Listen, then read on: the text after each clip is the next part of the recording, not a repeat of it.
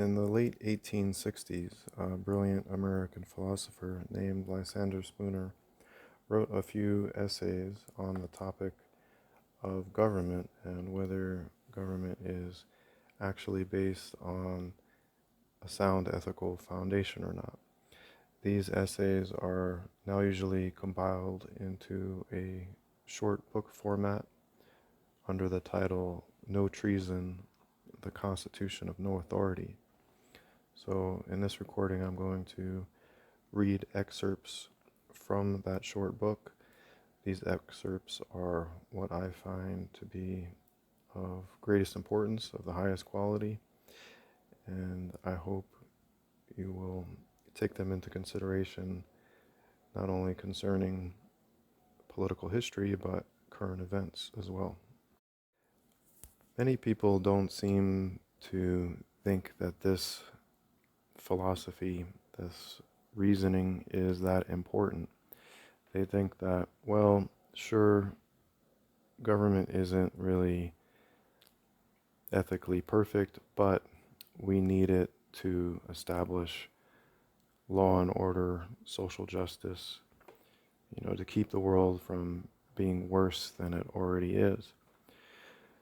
But the importance of the reasoning that Lysander Spooner puts forth is in that there is actually a moral fabric, you could say, to creation. And because of that, you can't actually establish the good through evil means. So if we rightly understand objective morality to be fundamentally the good being loving action and the bad or evil being its complete opposite or abusive action, this means that if you're trying to make the world a more loving place through abusive action, it's an exercise in futility. It's not actually going to work. So this isn't just, an intellectual exercise or something for academics to, enjoy listening to.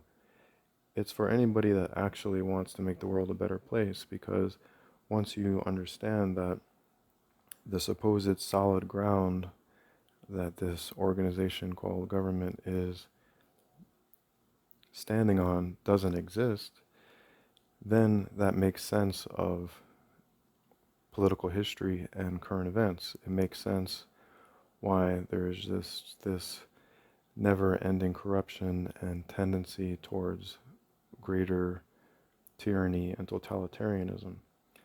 So just as you would expect any other service provider to respect your consent for that service being provided to you, just as you would expect, say, a private security company to make it clear what security they're going to offer and what the price will be, and then you can voluntarily choose to employ their services or not. Just as that's considered the common sense standard, because it's what corresponds to common sense morality, right, where you're not being coerced to pay for something that you didn't agree to pay for. And also, the service provider isn't allowed to basically do whatever they want with your money, whether you like it or not. Just as that's understood in the private sector to be standard, it should also be considered standard for any other people. But because of massive amounts of indoctrination and propaganda, people think that somehow it's different when you're talking about the government providing their services, and that they don't need to follow that common sense morality, that they get an exception to the rule against abuse, and that they can commit acts that would be considered criminal for other people to carry out, and it's somehow legitimate, right? They can commit extortion under the name taxation and use that money for basically whatever they want. And you can maybe vote or write letters to your so-called representatives, but ultimately the money is going to be taken from you anyway. And so I'll leave it there as far as my own commentary and begin reading these excerpts where Lysander is going to be getting into the details, because the devil is indeed in the details, about the supposed legitimacy and authority of this organization of people called government, and getting into the devil in the details of the so-called consent that people give to this organization for their services.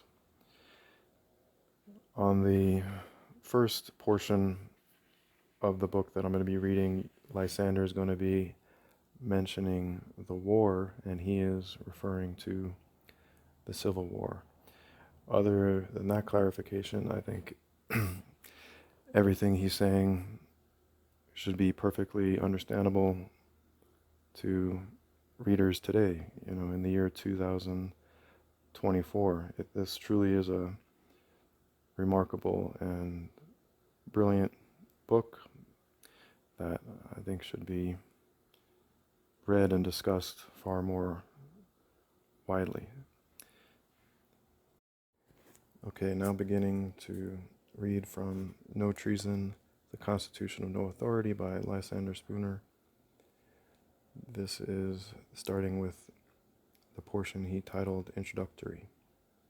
Quote, "On the part of the North, the war was carried on not to liberate the slaves, but by a government that had always perverted and violated the Constitution, to keep the slaves in bondage, and was still willing to do so if the slaveholders could be thereby induced to stay in the Union. The principle on which the war was waged by the North was simply this: that men may rightfully be compelled to submit to and support a government that they do not want, and that resistance on their part makes them traitors and criminals. No principle that is possible to be named can be more self-evidently false than this, or more self-evidently fatal to all political freedom. Yet it triumphed in the field, and is now assumed to be established. If it be really established, the number of slaves, instead of having been diminished by the war, has been greatly increased. Man, thus subjected to a government that he does not want, is a slave. And there is no difference in principle, but only in degree, between political and chattel slavery. The former, no less than the latter, denies a man's ownership of himself and the products of his labor, and asserts that other men may own him and dispose of him and his property for their uses and at their pleasure. Previous to the war, there were some grounds for saying that, in theory at least, if not in practice, our government was a free one, that it rested on consent. But nothing of that kind can be said now, if the principle on which the war was carried on by the North is irrevocably established. If that principle be not the principle of the Constitution, the fact should be known. If it be the principle of the Constitution itself should be at once overthrown. Notwithstanding all the proclamations we have made to mankind within the last 90 years, that our government rested on consent, and that was the only rightful basis on which any government could rest, the late war has practically demonstrated that our government rests upon force, as much so as any government that ever existed.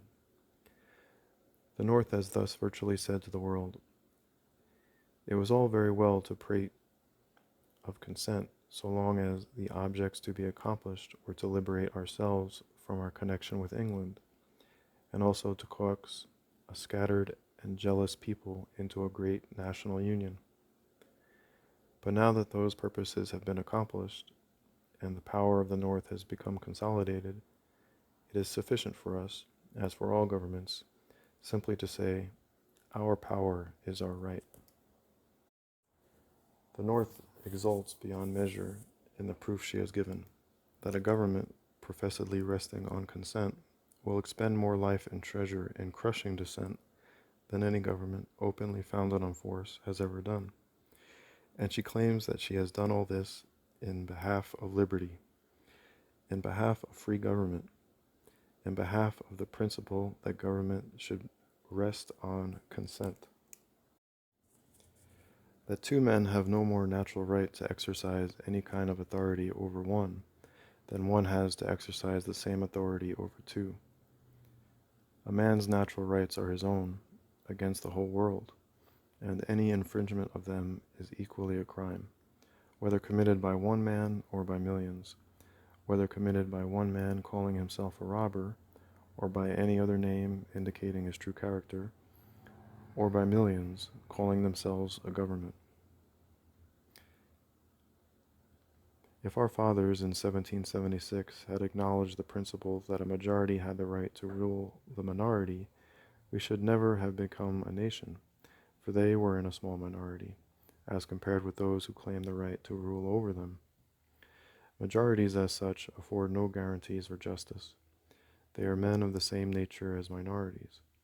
They have the same passions for fame, power, and money as minorities, and are liable and likely to be equally, perhaps more than equally, because more boldly, rapacious, tyrannical, and unprincipled, if entrusted with power. There is no more reason then why a man should either sustain or submit to the rule of a majority than of a minority. Majorities and minorities cannot rightfully be taken at all into account in deciding questions of justice, and all talk about them in matters of government is mere absurdity. To say that majorities, as such, have a right to rule minorities is equivalent to saying that minorities have, and ought to have, no rights, except such as majorities please to allow them. It is not improbable that many or most of the worst of governments, although established by force, and by a few in the first place, come in time to be supported by a majority. But if they do, this majority is composed, in large part, of the most ignorant, superstitious, timid, dependent, servile, and corrupt portions of the people, of those who have been overawed by the power, intelligence, wealth, and arrogance, of those who have been deceived by the frauds, and of those who have been corrupted by the inducements of the few who really constitute the government. Such majorities, very likely, could be found in half, perhaps in 9/10 of all the countries of the globe. What do they prove? Nothing but the tyranny and corruption of the very governments that have reduced so large portions of the people to their present ignorance, servility, degradation, and corruption. In ignorance, servility, degradation, and corruption that are best illustrated in the simple fact that they do sustain the governments that have so oppressed, degraded, and corrupted them. They do nothing towards proving that the governments themselves are legitimate, or that they ought to be sustained, or even endured, by those who understand their true character. The mere fact, therefore, that a government chances to be sustained by a majority, of itself proves nothing that is necessary to be proved, in order to know whether such government should be sustained or not. To say that the consent of either the strongest party or the most numerous party in a nation is a sufficient justification for the establishment or maintenance of a government that shall control the whole nation does not obviate the difficulty. The question still remains, how comes such a thing as a nation to exist?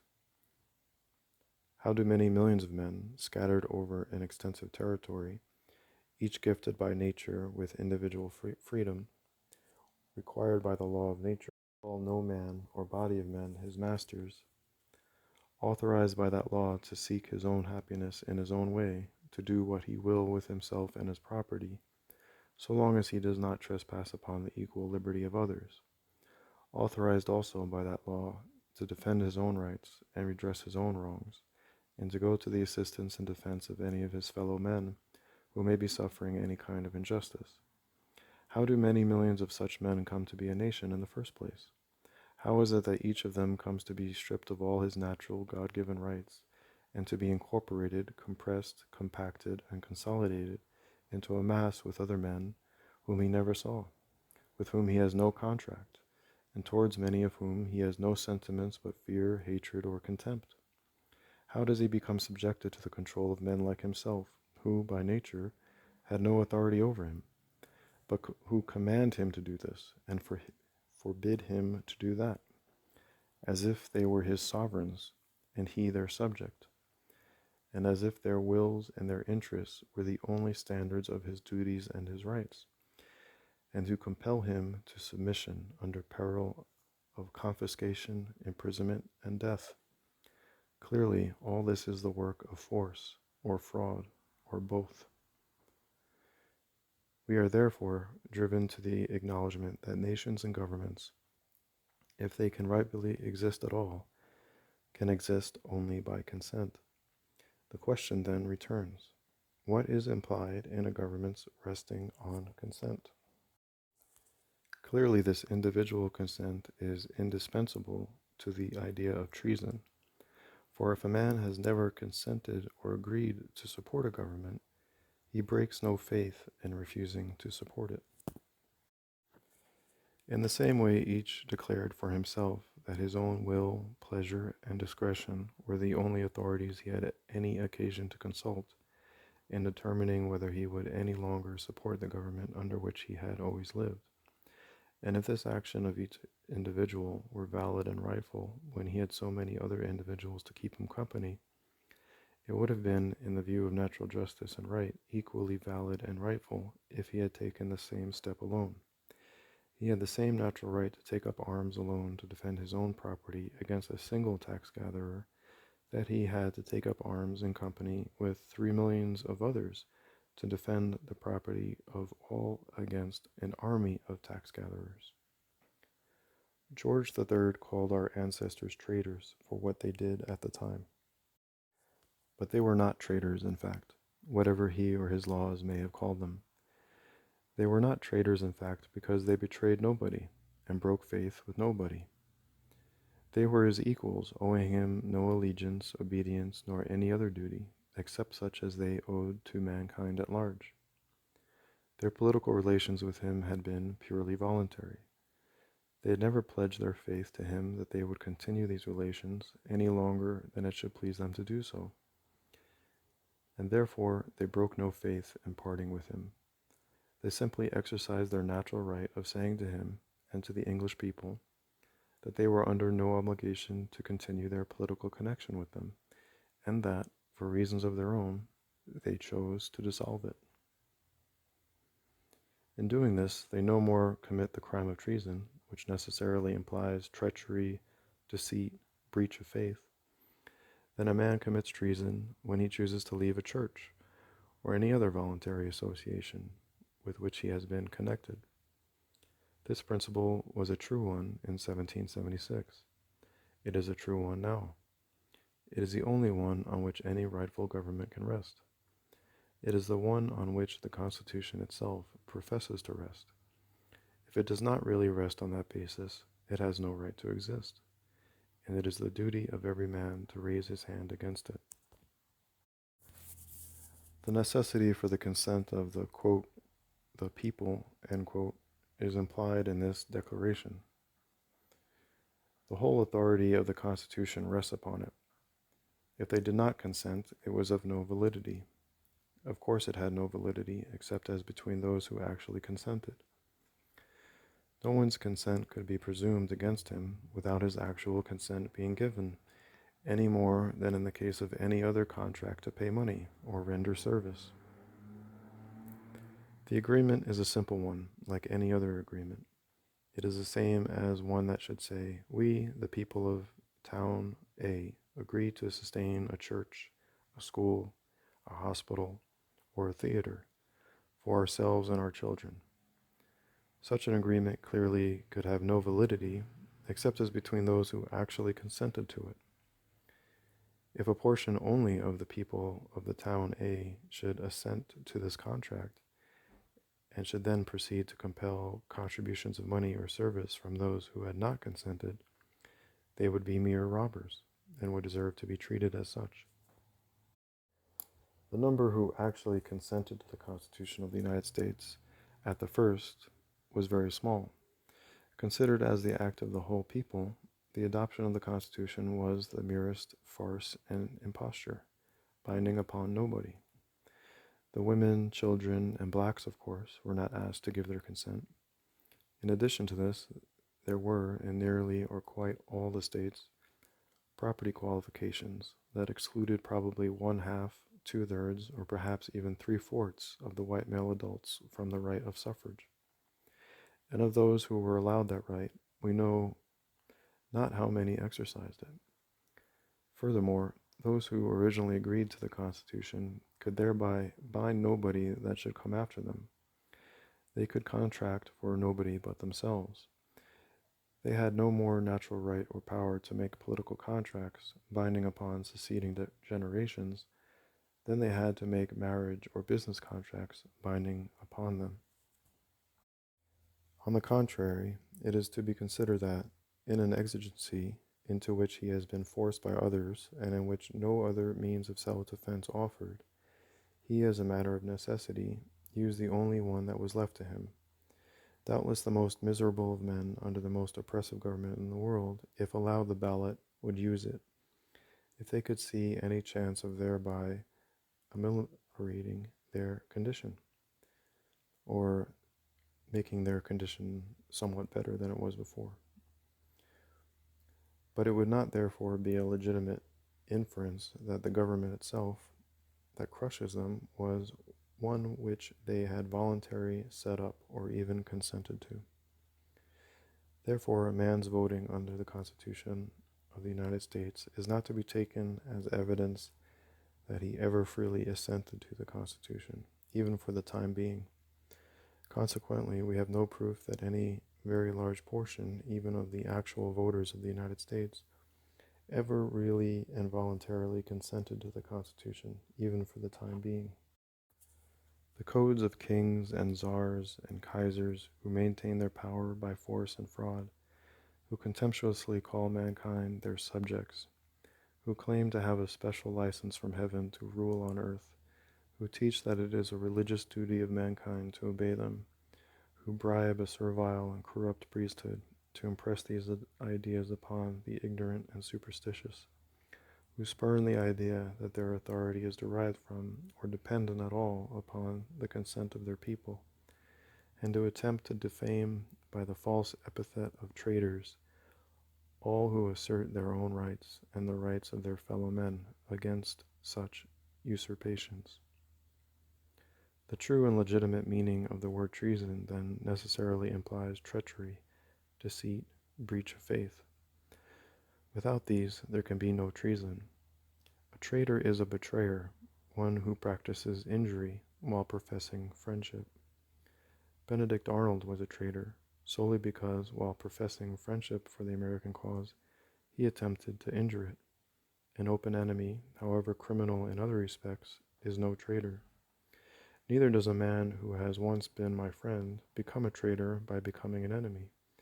If before doing me an injury, he gives me fair warning that he has become an enemy, and if he makes no unfair use of any advantage which my confidence in the time of our friendship had placed in his power. The whole pith of the act lies in the words, quote, persons owing allegiance to the United States, end quote. But this language really leaves the question where it was before, for it does not attempt to show or declare who does owe allegiance to the United States, although those who passed the act no doubt thought or wished others to think that allegiance was to be presumed, as is done under other governments, against all born in this country, unless possibly slaves. As the Constitution professes to rest wholly on consent, no one can owe allegiance, service, obedience, or any other duty to it, or to the government created by it, except with his own consent. The word allegiance comes from the Latin words ad and lego, signifying to bind to. Thus, a man under allegiance to a government is a man bound to it, or bound to yield it support and fidelity. And governments, founded otherwise than on consent, hold that all persons born under them are under allegiance to them, that is, are bound to render them support, fidelity, and obedience, and are traitors if they resist them. But it is obvious that, in truth and in fact, no one but himself can bind anyone to support any government. And our Constitution admits this fact when it concedes that it derives its authority wholly from the consent of the people. And the word treason is to be understood in accordance with that idea. It is clearly impossible that any one can be personally guilty of treason, can be a traitor in fact, unless he, as an individual, has in some way voluntarily pledged his faith and fidelity to the government. Certainly no man or body of men could pledge it for him without his consent, and no man or body of men have any right to presume it against him when he has not pledged it himself. It is plain, therefore, that if when the Constitution says treason, it means treason, treason in fact and nothing else, there is no ground at all for pretending that the Southern people have committed that crime. But if, on the other hand, when the Constitution says treason, it means what the Tsar and the Kaiser mean by treason, then our government is, in principle, no better than theirs, and has no claim whatever to be considered a free government. One essential of a free government is that it rests wholly on voluntary support.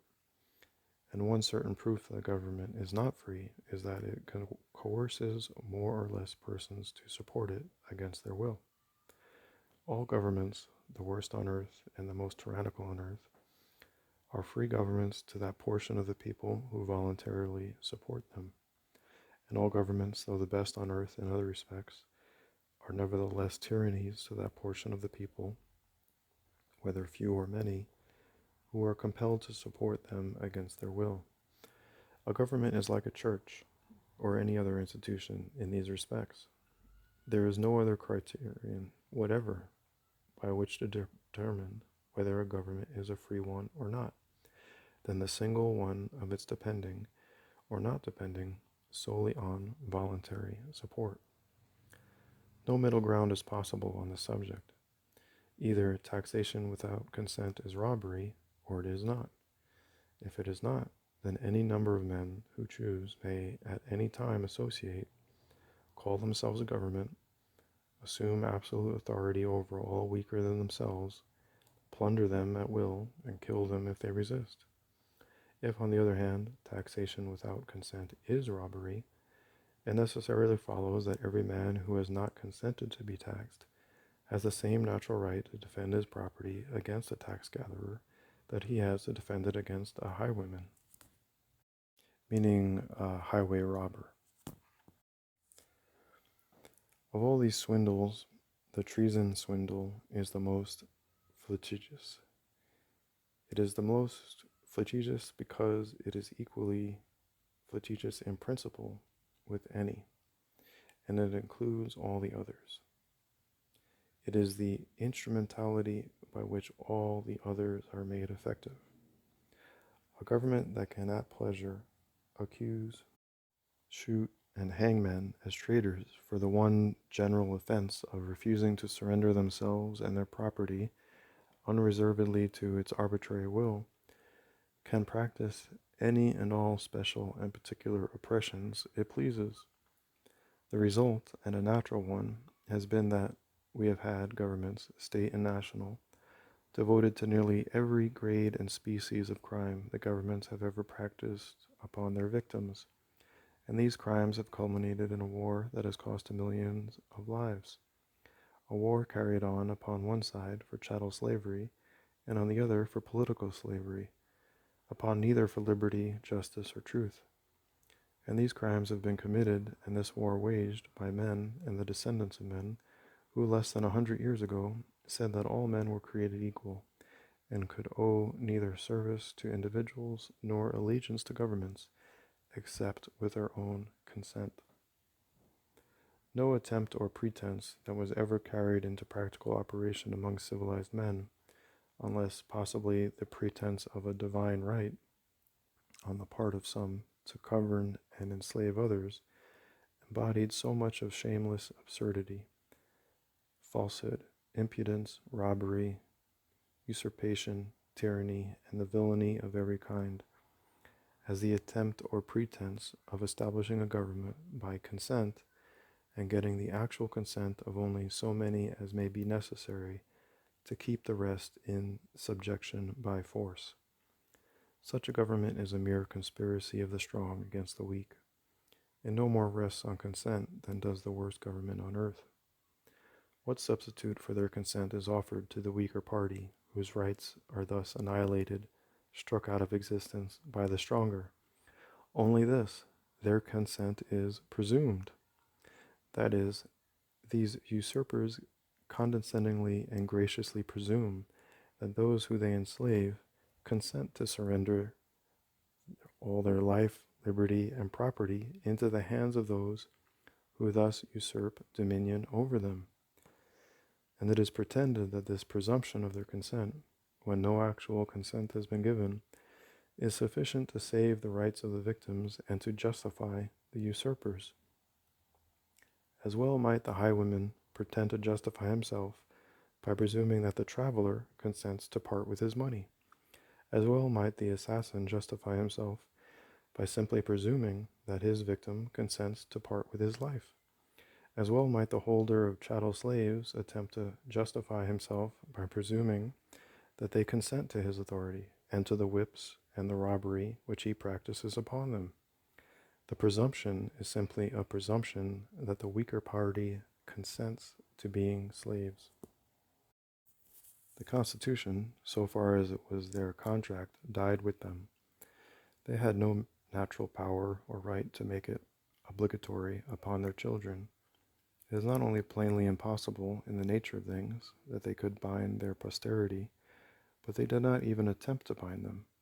That is to say, the instrument does not purport to be an agreement between anybody but, quote, the people, unquote, then existing, nor does it either expressly or impliedly assert any right, power, or disposition on their part to bind anybody but themselves.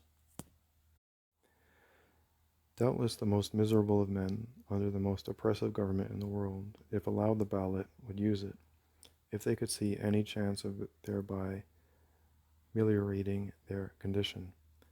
But it would not, therefore, be a legitimate inference that the government itself, that crushes them, was one which they had voluntarily set up, or ever consented to. Therefore, a man's voting under the Constitution of the United States is not to be taken as evidence that he ever freely assented to the Constitution, even for the time being. Consequently, we have no proof that any very large portion, even of the actual voters of the United States, ever really and voluntarily consented to the Constitution, even for the time being. Nor can we ever have such proof until every man is left perfectly free to consent, or not, without thereby subjecting himself or his property to be disturbed or injured by others. On general principles of law and reason, it cannot be said that the government has any voluntary supporters at all, until it can be distinctly shown who its voluntary supporters are. As taxation is made compulsory on all, whether they vote or not, a large proportion of those who vote no doubt do so to prevent their own money being used against themselves, when in fact they would have gladly abstained from voting if they could thereby have saved themselves from taxation alone, to say nothing of being saved from all the other usurpations and tyrannies of the government. To take a man's property without his consent, and then to infer his consent because he attempts, by voting, to prevent that property from being used to his injury, is a very insufficient proof of his consent to support the Constitution. It is, in fact, no proof at all. At nearly all elections, votes are given for various candidates for the same office. Those who vote for the unsuccessful candidates cannot properly be said to have voted to sustain the Constitution.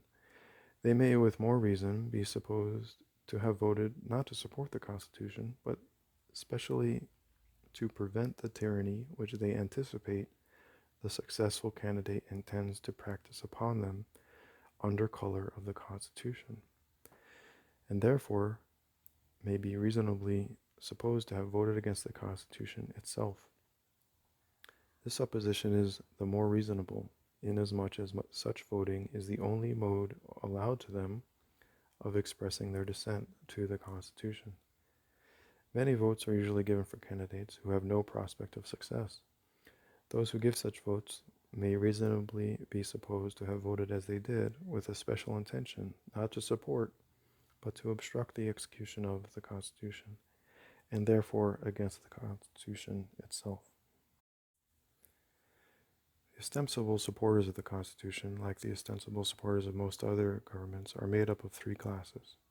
Number one, knaves, a numerous and active class who see in the government an instrument which they can use for their own aggrandizement or wealth.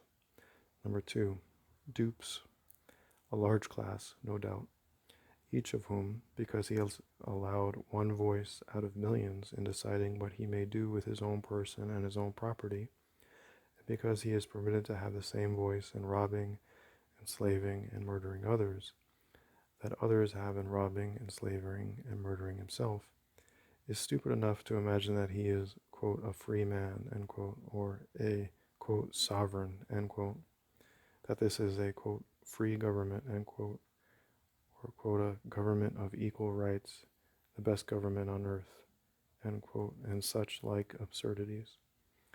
Number three, a class who have some appreciation of the evils of government, but either do not see how to get rid of them, or do not choose to so far sacrifice their private interests as to give themselves seriously and earnestly to the work of making a change. The theory of our Constitution is that all taxes are paid voluntarily, that our government is a mutual insurance company, voluntarily entered into by the people with each other, that each makes a free and purely voluntarily contract with all others who are parties to the Constitution to pay so much money for so much protection, the same as he does with any other insurance company, and that he is just as free not to be protected and not to pay any tax as he is to pay a tax and be protected. But this theory of our government is wholly different from the practical fact. The fact is that the government, like a highwayman, says to a man, your money or your life. And many, if not most, taxes are paid under the compulsion of that threat. The government does not, indeed, waylay a man in a lonely place, spring upon him from the roadside, and holding a pistol to his head, proceed to rifle his pockets. But the robbery is nonetheless a robbery on that account, and it is far more dastardly and shameful. The highwayman takes solely upon himself the responsibility, danger, and crime of his own act. He does not pretend that he has any rightful claim to your money, or that he intends to use it for your own benefit. He does not pretend to be anything but a robber. He has not acquired impudence enough to profess to be merely a, quote, protector, end quote, and that he takes men's money against their will merely to enable him to, quote, protect, end quote, those infatuated travelers who feel perfectly able to protect themselves, or do not appreciate his peculiar system of protection. He is too sensible a man to make such professions as these. Furthermore, having taken your money, he leaves you, as you wish him to do. He does not persist in following you on the road, against your will, assuming to be your rightful sovereign on account of the protection he offers you. He does not keep protecting you by commanding you to bow down and serve him, by requiring you to do this and forbidding you to do that, by robbing you of more money as often as he finds it for his interest or pleasure to do so, and by branding you as a rebel, a traitor, and an enemy to your own country, and shooting you down without mercy if you despise or dispute his authority or resist his demands. He is too much of a gentleman to be guilty of such impostures and insults and villainies as these. In short, he does not, in addition to robbing you, attempt to make you either his dupe or his slave. The proceedings of those robbers and murderers who call themselves the government are directly the opposite of these of the single highwayman. In the first place, they do not, like him, make themselves individually known, or consequently take upon themselves personally the responsibility of their acts. On the contrary, they secretly, by secret ballot, designate someone of their number to commit the robbery in their behalf, while they keep themselves practically concealed. They say to the person thus designated, go to A or B and say to him that the government has need of money to meet this expense of protecting him and his property. If he presumes to say that he has never contracted with us to protect him, and that he wants none of our protection, say to him that it is our business and not his, that we choose to protect him, whether he desires us to do so or not, and that we demand pay, too, for protecting him.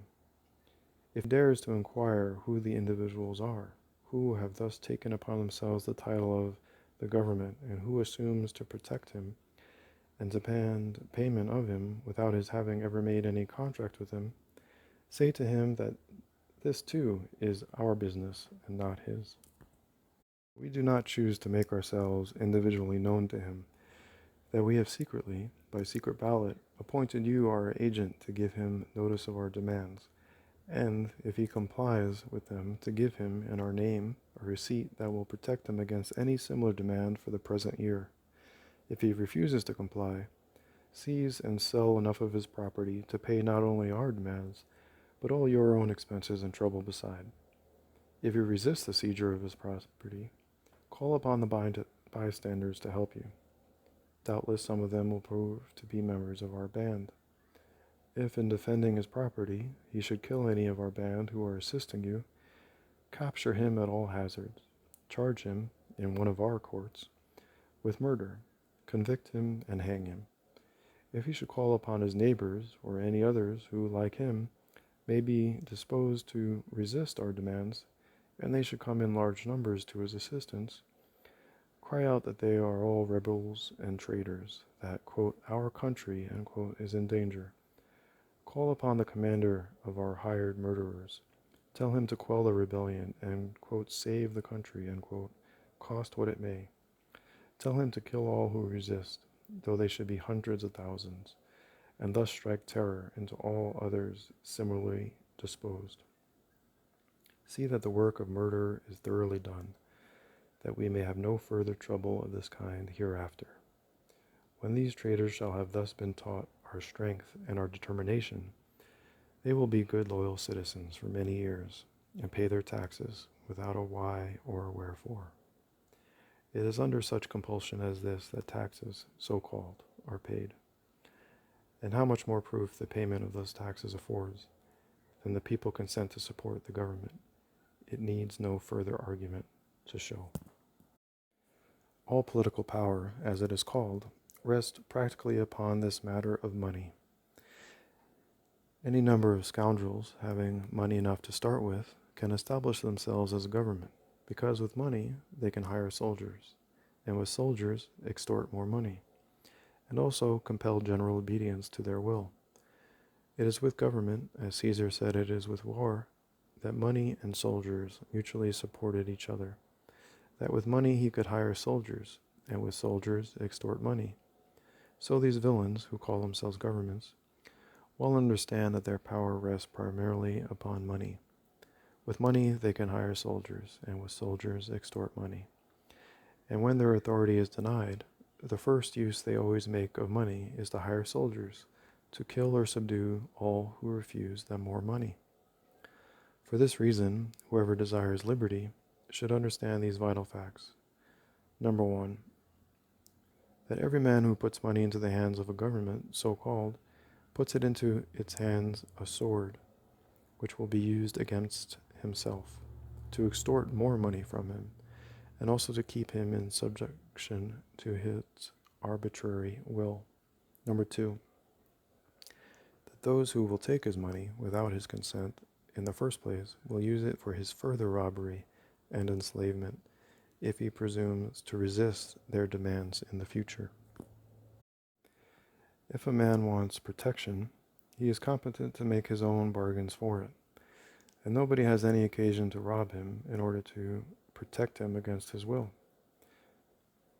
The only security men can have for their political liberty consists in their keeping their money in their own pockets, until they have assurances perfectly satisfactory to themselves that it will be used as they wish it to be used, for their benefit and not for their injury, that no government, so-called, can reasonably be trusted for a moment, or reasonably be supposed to have honest purposes in view any longer than it depends wholly upon voluntary support.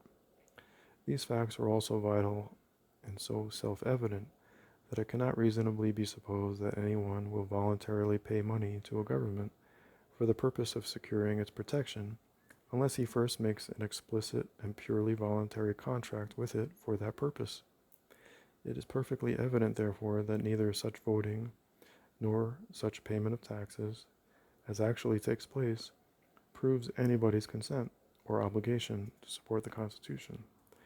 Consequently, we have no evidence at all that the Constitution is binding upon anybody, or that anybody is under any contract or obligation whatever to support it, and nobody is under any obligation to support it. And of those who ever have read it, or ever will read it, scarcely any two, perhaps no two, have ever agreed, or ever will agree, as to what the Constitution means.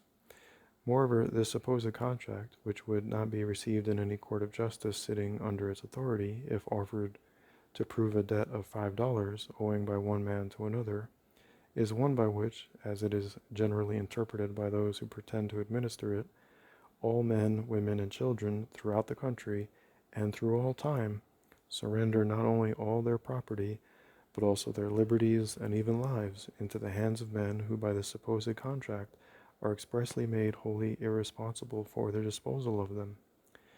And we are so insane or so wicked as to destroy property and lives without limit, in fighting to compel men to fulfill a supposed contract which, insomuch as it has never been signed by anybody, is on general principles of law and reason, such principles as we are all governed by in regard to other contracts, the merest waste paper binding upon nobody, fit only to be thrown into the fire, or if preserved only to serve as a witness and a warning of the folly and wickedness of mankind.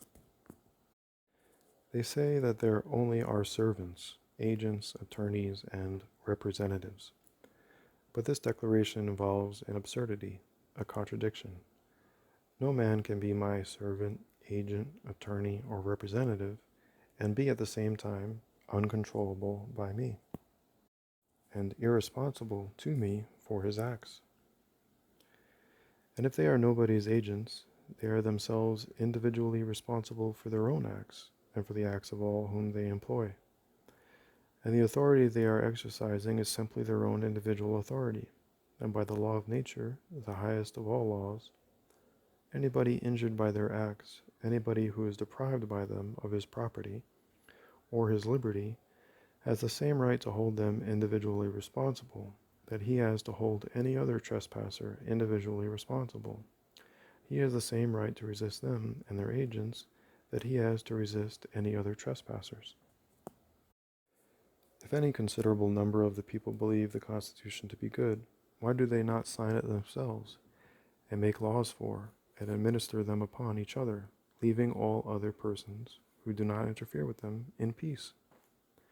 Until they have tried the experiment for themselves, how can they have the face to impose the Constitution upon, or even to recommend it to others?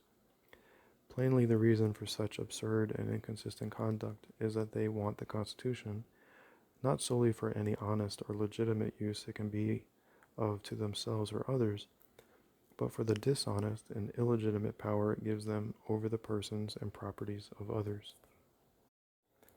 The lesson taught by all these facts is this: as long as mankind continues to pay national debts, so-called, that is, so long as they are such dupes and cowards as to pay for being cheated, plundered, enslaved, and murdered, so long there will be enough to lend the money for those purposes, and with that money, a plenty of tools, called soldiers, can be hired to keep them in subjection. But when they refuse any longer to pay for being thus cheated, plundered, enslaved, and murdered, they will cease to have cheats and usurpers and robbers and murderers and blood money loan mongers for masters. Whether the Constitution really be one thing or another, this much is certain, that Either it has authorized such a government as we have had, or it has been powerless to prevent it. In either case, it is unfit to exist. End quote. This concludes my reading of excerpts of No Treason, the Constitution of No Authority by Lysander Spooner. The philosophy of this book can be categorized under the modern term anarcho-capitalism. And one main critique of anarcho-capitalism is people will say, well, you may free yourself from the tyranny and oppression of government, namely the extortion called taxation, but people can just then be oppressed and ruled over by the rich or by whoever owns the land and the resources needed for survival. And this is actually a valid critique. And the answer to that is that the ideal should actually be what we could call an agrarian anarchism, wherein the basic natural resources needed for survival, which are pre-existing in nature, should be considered a free birthright of all people. Specifically, homesteading, land, water, and seed should be considered a free birthright of all people. Sovereign homesteading, land, water, and seed. In this way, you have the natural resources needed for survival and also for freedom and privacy. And you're also free from extortion, by government. So that way you're not oppressed by a group of people calling themselves government or by a group of people calling themselves or who are landowners or who otherwise try and force you into a condition of monetary slavery. So that is the clarification that is needed, or the addition that is needed to the philosophy as put forth by Lysander Spooner in order to ensure a society that really is free beyond the freedom of being able to voluntarily end the relationship with government by being able to be free from that extortion racket that supposes to be, an organization working for our benefit and acting as our representatives and servants. All right, I hope you found this recording beneficial. Thank you for listening.